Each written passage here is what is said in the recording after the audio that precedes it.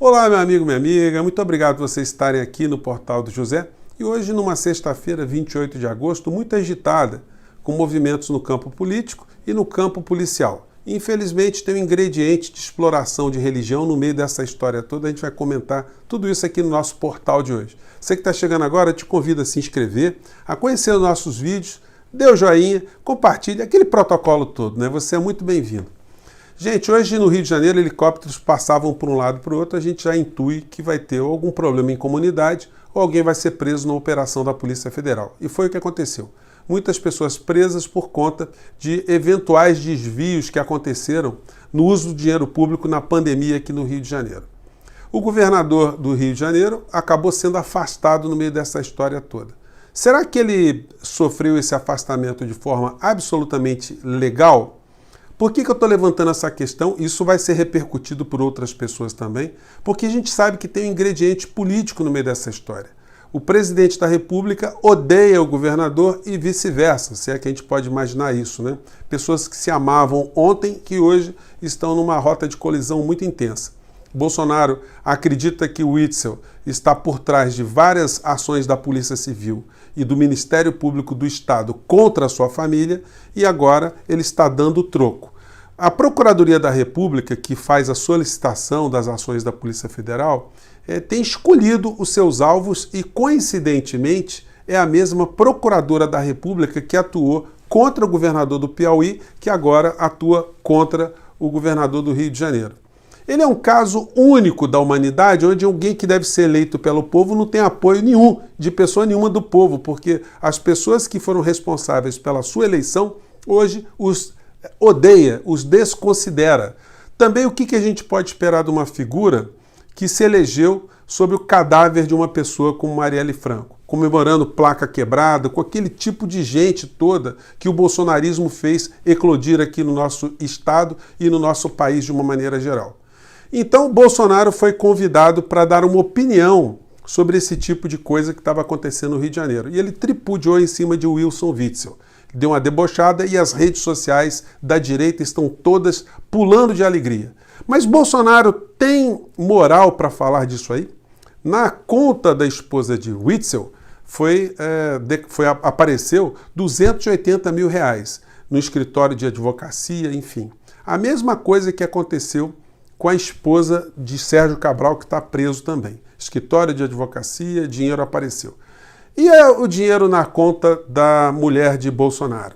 Ele será que se esqueceu desse tipo de situação? Ele tem que prestar contas dessa informação também. Então, muita calma nessa hora, presidente, porque está tirando uma pedra, mas o seu telhado não parece ser blindado, não. Parece ter uma vidraça muito lustrosa, né? Então, Bolsonaro deu uma tripudiada. Será que ele sabia que no meio dessa história toda estava sendo preso a pessoa que fez o casamento entre Bolsonaro e Witzel, que é o pastor Everaldo? O pastor Everaldo batizou Bolsonaro no Rio Jordão e batizou Wilson Witzel também. Ele foi a pessoa que ligou as duas criaturas, né? As fotos estão circulando nas redes, né? Para todos os lados, está aí o Bolsonaro no seu momento de conexão espiritual. Aliás, eu tive até um pensamento meio blasfemo outro dia. Eu pensei assim, pô, Bolsonaro fala tanto em Deus, né?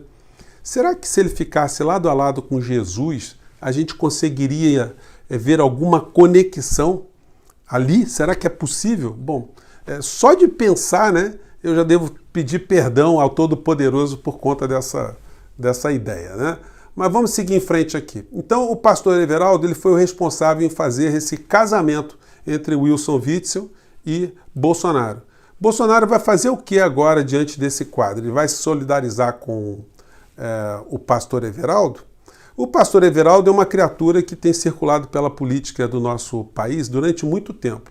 Ele foi acusado em 2014 de ter recebido 6 milhões de reais para ajudar a sabotar, atacar a campanha de Dilma Rousseff de uma forma a favorecer a campanha de Aécio Neves. O pastor Everaldo, ele é o líder do PSC, que é o mesmo partido do pastor que está aqui nessa fotografia, o pastor Ottoni de Paula. O Ottoni de Paula foi aquele que, eu nem vou colocar imagens aqui, que agrediu Alexandre de Moraes, falou um monte de barbaridades, agressivo pra caramba. Alexandre de Moraes o processou, ele pediu desculpas, enfim. Nessa foto a gente pode ver também a pastora Flor de Lis, que dispensa comentário por conta dos problemas que ela está tendo que responder agora, e também o Flávio Bolsonaro, o mais próspero filho de político da face da terra. Um rapaz que não tinha nada, de repente passou a ter um monte de imóveis e uma loja de chocolate que faz inveja aos maiores capitalistas do planeta. Um homem que recebe dinheiro em espécie na sua loja e retira todo o dinheiro de espécie, em espécie no mesmo dia. Lucratividades estratosféricas. E isso tudo, gente, revela pra gente o tipo de gente que eclodiu politicamente no nosso país. Pessoas que fazem uso político da religião, da fé do outro. E aí eu gosto sempre de fazer uma separação nesse tema. Porque quando a gente denuncia esse tipo de exploração por esse tipo de pessoas, de quadros políticos, isso não tem a ver com nenhum desapreço à religião. Toda pessoa que tem qualquer tipo de religião e que exerce essa religião com sinceridade, com honestidade, essas pessoas merecem respeito. Não tem nenhuma religião que prega o mal, prega comportamentos ruins. Quando você vê alguma pessoa desviada, é porque essa pessoa está fazendo o mau uso de um pensamento, de sentimentos muito importantes da humanidade, né? E essas pessoas merecem sim serem absolutamente condenadas e contestadas. E como eu sempre faço todas as sextas-feiras, eu sempre dou uma analisada nas lives do presidente da República. São lives absolutamente imprestáveis nos dias de hoje, gente. Eu faço aqui as minhas anotações, né?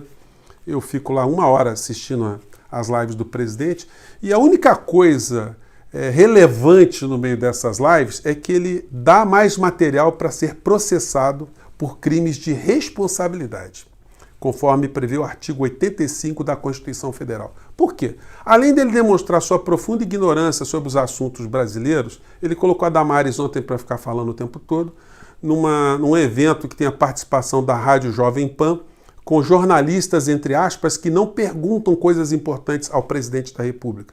Fica uma conversa de compadre, de gente de boteco, porque eles não perguntam da onde vieram os 89 mil reais que foram parar na conta da primeira-dama. Por exemplo, o mundo todo está querendo fazer essa pergunta e eles têm a oportunidade de estar com o presidente e não perguntam. E o presidente acaba se enrolando e mostrando o quão ele perverte a realidade e comete crime, comete atos contra o decoro do cargo que ele deveria preservar tanto, né? Ele vai ser responsabilizado lá na frente, gente. Hoje o Brasil tem mais de 120 mil pessoas que morreram por conta da Covid e a gente tem uma pessoa que não fala absolutamente nada. Nenhuma palavra de consolo, nenhuma palavra de aproximação, nenhuma palavra de conforto às pessoas que perderam seus parentes, as famílias, enfim. Até o Trump, que eu vi na convenção do Partido Republicano, teve um gesto mais humano, se é que a gente pode dizer isso. Aliás, vai ser um objeto de um programa especial que eu vou fazer sobre as eleições norte-americanas. Mas o que falou Bolsonaro nesse encontro que o complica muito? Ele atacou muito Mandetta, dizendo que o Mandetta tinha sugerido que as pessoas ficassem em casa e que isso evitou o tratamento precoce.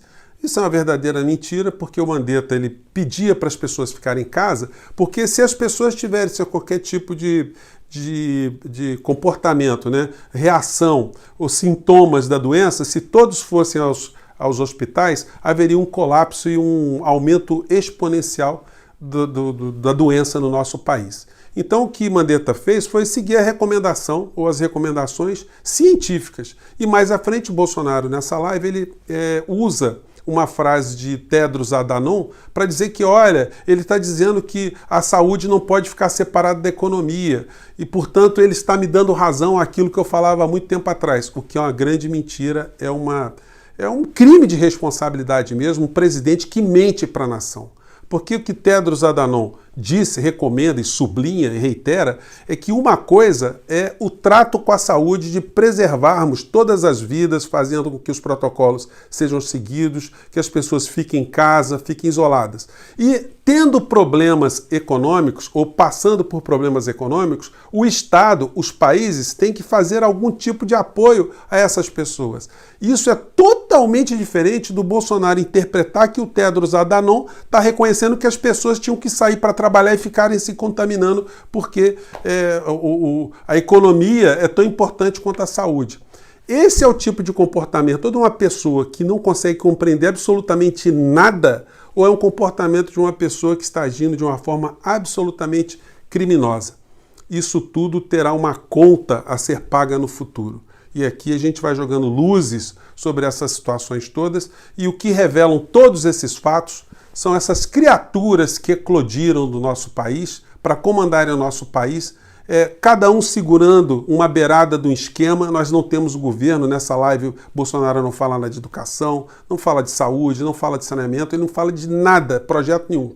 Ele simplesmente demonstra para a gente que ele faz parte de um elo que liga vários esquemas no nosso país, sem mexer, evidentemente, no alto extrato da economia do nosso país. Paulo Guedes ontem transferiu 325 bilhões de reais do Banco Central para o caixa do governo para pagar juros da dívida. É esse o tipo de gente que a gente tem no nosso país. Gente que mistura política com religião, gente com relações promíscuas, com o uso da máquina pública, cada um fazendo alguma coisa para proteger o seu esquema, e o Brasil vai se ferrando, o povo brasileiro vai ficando cada vez mais esquecido. Vamos cada vez mais jogar luzes sobre esses temas, porque muita coisa a gente vai ter que fazer mais à frente, gente. Um grande abraço, até o nosso próximo vídeo. Um abraço.